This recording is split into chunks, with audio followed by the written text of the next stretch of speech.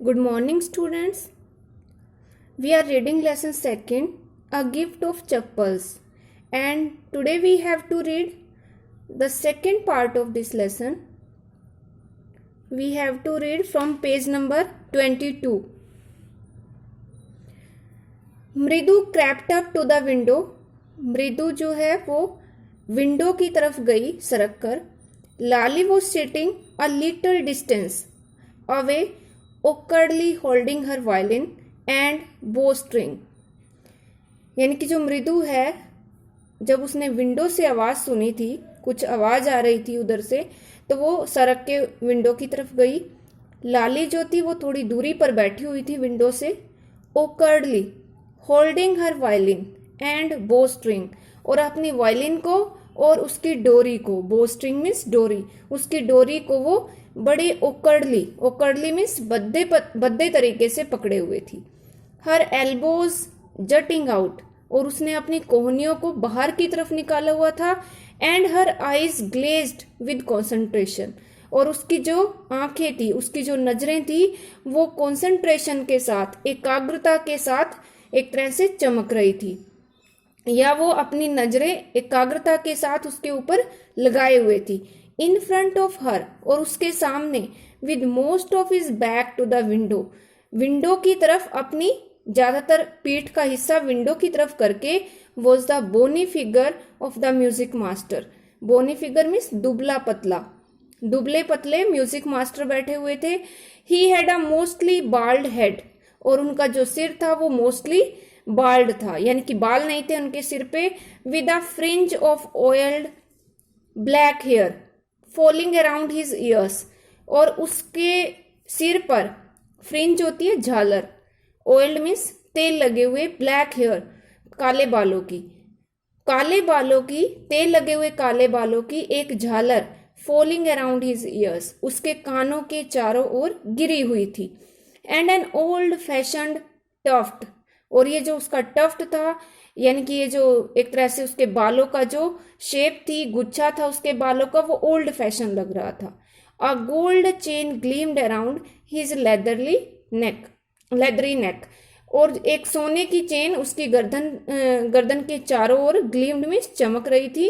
And a diamond ring, और एक हीरे की अंगूठी, ग्लिटर्ड ऑन हिज हैंड, उसके हाथ पे चमक रही थी. As it glided up and down, जैसे जैसे वो हाथ को ऊपर नीचे करता, the stem of the violin, violin की स्टेम पर, जैसे ही वो हाथ को ऊपर नीचे ले जा रहा था, तो उसके हाथ में एक डायमंड की रिंग चमक रही थी.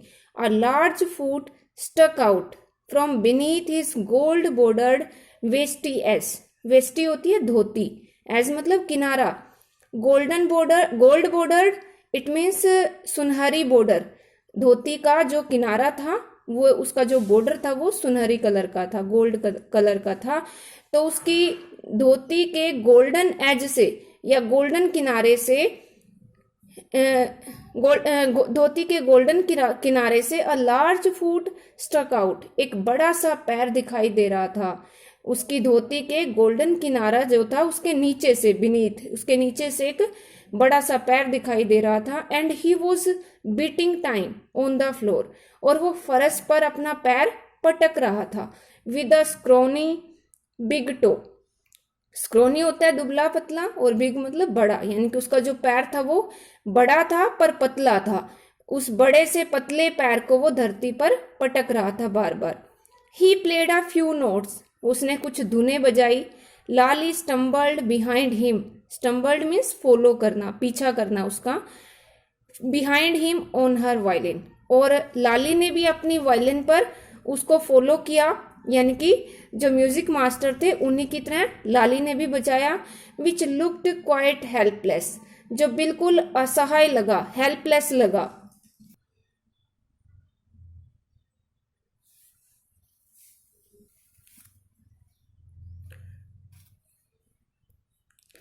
Where she was chatting with Tapi, जहां पे वो तापी के साथ बैठी हुई बातें कर रही थी, तापी यानी कि दादी के साथ. तो वहीं से चिल्लाकर कहा मदर ने रवि को कि उस बैगर को यहां से भेज दो. He has been coming here every day for the past week, और पास्ट यानी कि पिछले वीक से वो हर एक दिन यहाँ पे आ रहा है। And it is time he found another house to beg from, और ये अब उसके लिए ये समय जो है वो किसी दूसरे घर से मांगने का है। पाती एक्सप्लेन टू तापी, पाती ने तापी को एक्सप्लेन किया, तापी यानी कि दादी को, और पाती यहाँ मदर के लिए यूज किया गया कि यानी कि मदर ने रवि की दादी को ये सब बताया कि अब उसके लिए जो टाइम है वो किसी और घर पे जाए और वहां से मांगे। मृदु एंड मीना फॉलोव्ड रवि आउट, मृदु और मीना ने भी, वो भी दोनों बाहर निकल गई रवि के पीछे। The beggar was already in the garden, भिखारी जो था वो पहले से ही गार्डन में था। Making himself quite at home, quite at home means बड़ा आरामदायक अपने आप को वो महसूस कर रहा था। He had spread his upper cloth under the neem tree, और पेड़ के, नीम के पेड़ के नीचे उसने अपना एक जो कपड़ा था उसके पास, वो स्प्रेड मीन्स उसने फैला लिया था। And was leaning against it's trunk, और उसके ट्रंक यानी कि तने के सहारे वो बैठ गया था। Apparently prepared to take a little snooze while he waited for the arms to appear, apparently स्पष्ट रूप से, prepared to take a little snooze, snooze होता है झपकी लेना, थोड़ी सी नींद लेना, और वो एक तरह से ये साफ दिखाई दे रहा था कि वो अब हल्की फुल्की नींद लेने के लिए अपने आप को तैयार कर रहा था। while he waited for the arms to appear, arms होती है जो भीख में उसको जो भी मिलता है, जब तक यानी कि उसके पास कुछ भी सामान आता, भीख आती, उसका इंतजार करते हुए, तो वो पहले ही थोड़ी सी झपकी लेने के लिए अपने आप को उसने तैयार कर लिया। Go away said Ravi sternly, sternly means एक सख्ती के साथ रवि ने कहा कि यहाँ से जाओ। My paati means my mother says it is time you found another house to beg from, यानी कि ये जो टाइम है अब तुम किसी और घर से मांगो। The beggar opened his eyes very wide and gazed at each of the children one by one. और जो भिखारी था उसने अपनी आंखें बड़ी चौड़ी चौड़ी खोल ली, बड़ी बड़ी आंखें खोली। And gazed at each of the children, और जो प्रत्येक बच्चा था वहां पे, तीनों बच्चों में से प्रत्येक को एक एक करके उसने देखा। The ladies of this house he said, उसने कहा कि इस घर की जो महिलाएं हैं, लेडीज हैं। At last in a voice choked with feeling, और उसकी जो अंत में जो उसकी आवाज थी वो भावनाओं से चोक हो गई, चोक मतलब आनी बंद हो गई। आर वेरी काइंड सोल्स, और फिर वो अपना सेंटेंस पूरा करता है कि इस घर की जो लेडीज हैं आर वेरी काइंड सोल्स, वो तो बड़ी दयालु आत्माएं हैं। I have kept my body and soul together on their generosity for a whole week, यानी कि पूरे वीक से मैं अपने शरीर और अपनी आत्मा को उनकी जेनरोसिटी पे, उनकी दयालुता पे ही रखे हुए हूं। I can not believe that, और मैं इसमें विश्वास नहीं कर सकता। They would turn me away, कि वो मुझे यहाँ से ऐसे भेज देंगी। ही रेज्ड हिज वॉइस, उसने अपनी आवाज ऊंची कर ली। अम्मा अम्मा ओहो said his well might be, और यानी कि उसकी जो चीख थी वो उदासी लग रही थी उसमें, और उसने अपनी आवाज ऊंची कर ली और वो अम्मा अम्मा बोलने लगा। But it certainly was not feeble, it यानी कि उसकी जो आवाज थी, वॉइस थी, वो निश्चित रूप से फीबल नहीं थी, कमजोर नहीं थी। It began in a deep strong grumble somewhere in his withered belly, withered मतलब बल खाता, बेली होता है पेट, और कहीं ना कहीं उसके बल खाते पेट में, समवेयर मीन्स कहीं ना कहीं उसके बल खाते पेट में। It began in a deep strong rumble, deep यानी कि गहरा, स्ट्रॉन्ग यानी कि मजबूत, और रंबल यानी कि कोई हड़बड़ाहट। उसके बल खाते पेट में कोई बहुत गहरी और कुछ ज्यादा ही ताकतवर कुछ हड़बड़ाहट हो रही थी।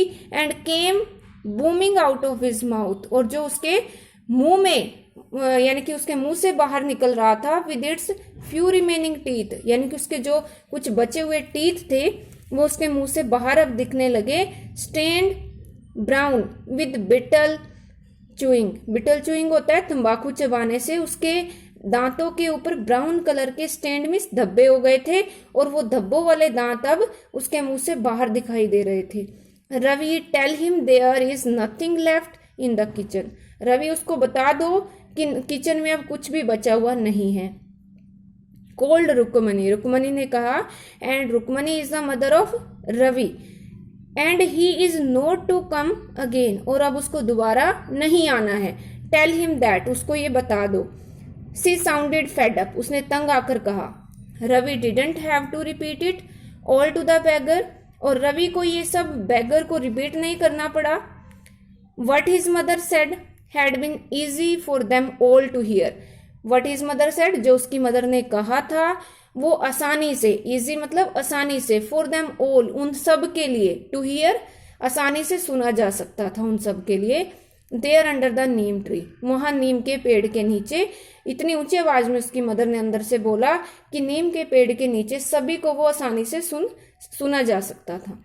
The beggar sat up and sighed, और भिखारी जो था वो बैठ गया, और साइड मतलब उसने एक लंबी सांस ली, आहा भरी। आई विल गो, मैं चला जाऊंगा, मैं चला जाऊंगा। ही सेड वियरली, एक थकावट के साथ उसने कहा, only let me have a rest here under this tree, और इस पेड़ के नीचे मुझे बस आराम करने दो। The sun is so hot, धूप बहुत ज्यादा है, गर्मी ज्यादा है। The tar has melted on the road, और जो तारकोल है वो सड़क के ऊपर पिघल गया है। My feet are already blistered, यानी कि मेरे जो पैर हैं वो पहले ही उसमें छाले पड़ चुके हैं, ब्लिस्टर्ड हो चुके हैं।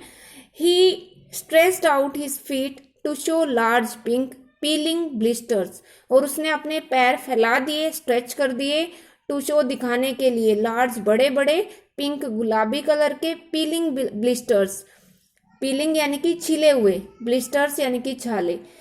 On the sole of his bare feet, अपने नंगे पैरों के निचले हिस्से पर उसने बड़े बड़े गुलाबी कलर के छिले हुए जो छाले थे उनको पैरों के ऊपर वो दिखाने के लिए अपने पैरों को उन्होंने स्ट्रेच कर दिया, उसने फैला दिया। I suppose he doesn't have the money to buy chappals, Mridu whispered to Meena Ravi, मृदु ने विस्पर्ड मीन्स धीरे से कहा मीना और रवि को। आई सपोज कि मैं ये मानती हूँ, ही डजंट हैव द मनी कि उसके पास पैसा नहीं है, टू बाय चप्पल्स चप्पल खरीदने के लिए। Have you got an old pair in the house somewhere, क्या घर में कहीं पर कोई पुराना पेयर यानी कि पुरानी कोई जोड़ी पड़ी है चप्पल की। I don't know said Ravi, Ravi ने कहा मुझे नहीं पता।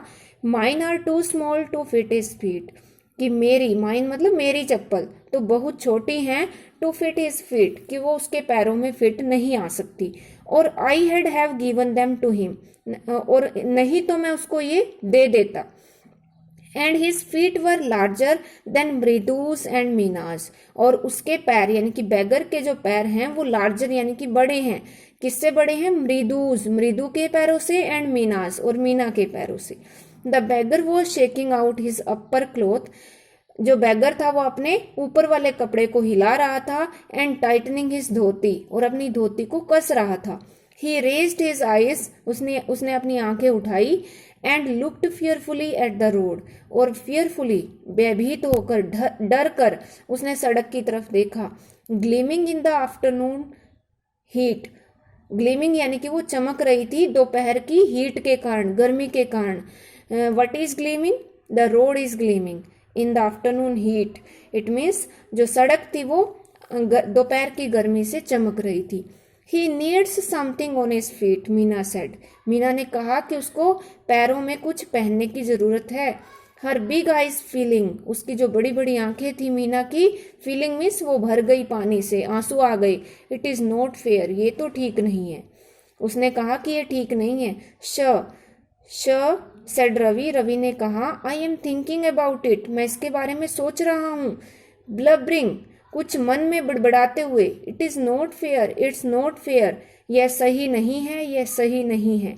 Is not going to help, यह कोई हेल्प नहीं करने जा रहा। In 2 minutes he will be frying his feet on that road, और 2 मिनट के अंदर उसके जो पैर हैं वो फ्राई हो जाएंगे, यानी कि वो अपने पैरों को सड़क के ऊपर फ्राई कर रहा होगा, तल रहा होगा उनको।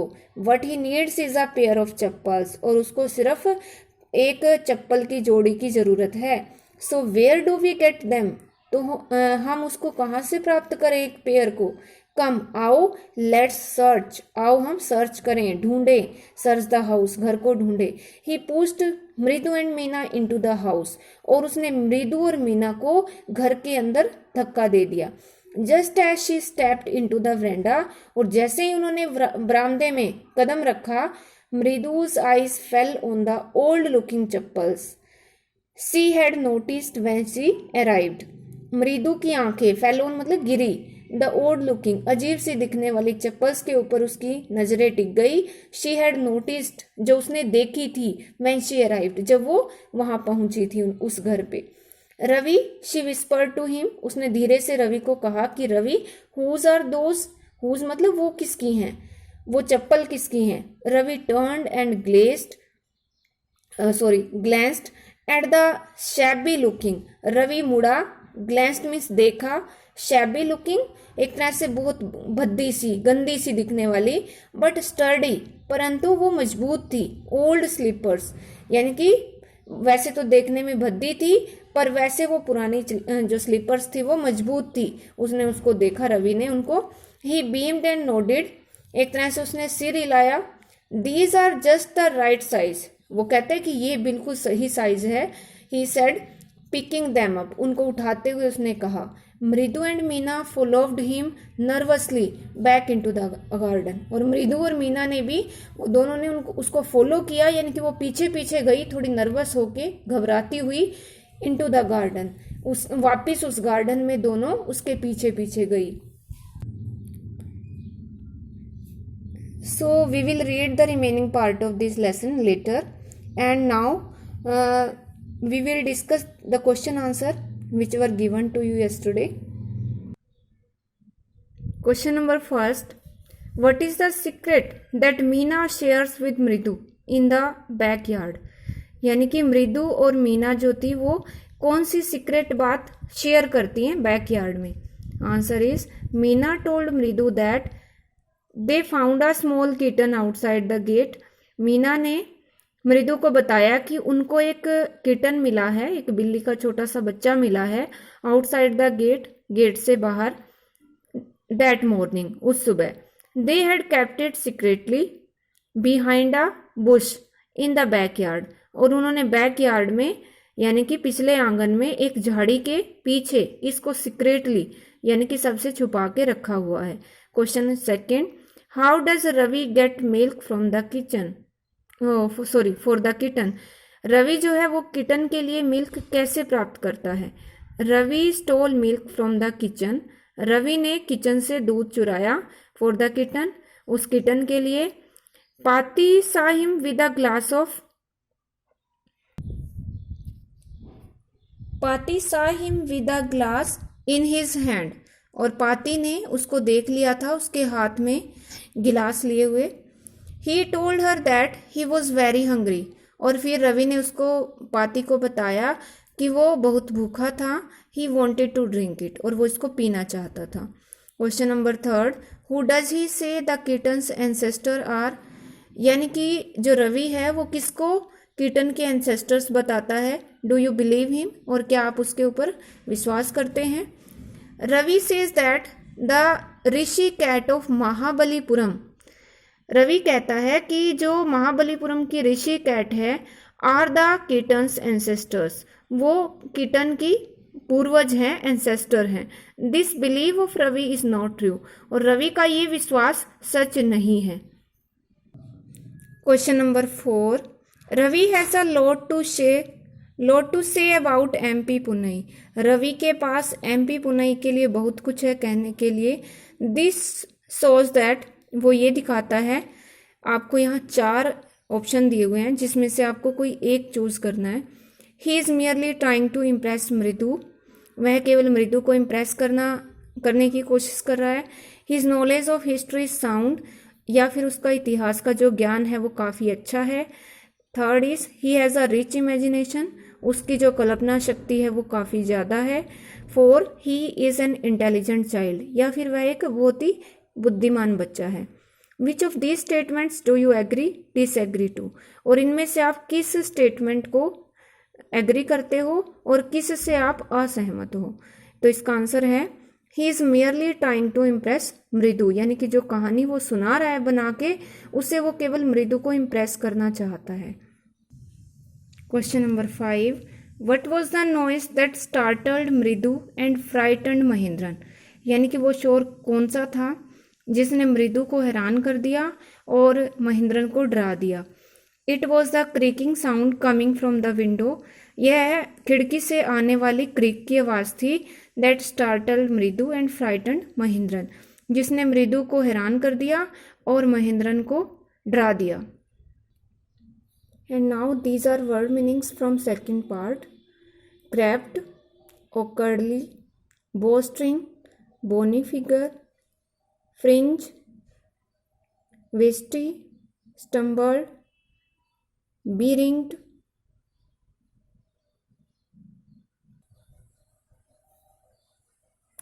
fringe, wisty, stumbled, beringed, snooze, arms, sternly, feeble, strained, stained, rumble, blistered, soles, gleaming, fair, sturdy, nervously.